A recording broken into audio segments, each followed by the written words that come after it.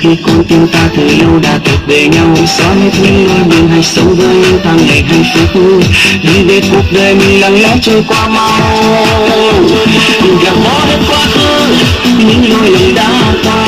Hãy để anh yêu em với tất cả tâm lòng chân thành. Hạnh phúc sẽ đánh mất và tình ta sẽ mãi cách xa.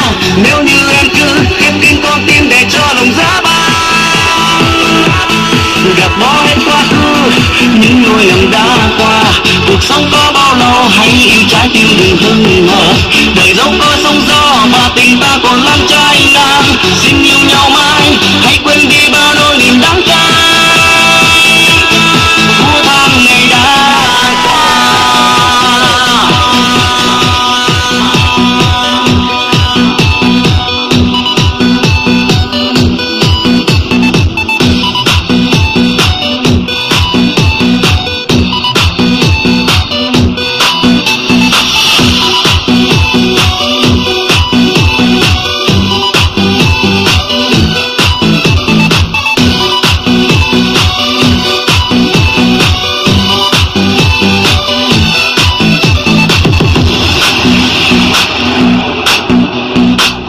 Đừng khóc hơn người yêu hơn, người lại nỗi đau chỉ thêm buồn. Cuộc đời nào ai cũng không có lỡ lầm,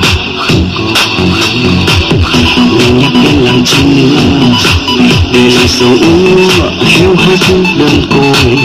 Hãy quên đi cuộc tình lầm lỡ hơn người.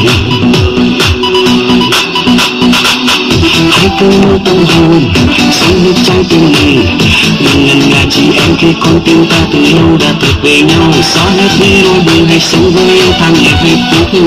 Đi về cuộc đời mình lặng lẽ trôi qua mau, gạt bỏ hết quá khứ, những lỗi lầm đã qua. Hãy để anh yêu em với tất cả tâm lòng chân thành. Hạnh phúc sẽ đánh mất và tình ta sẽ mãi cách xa.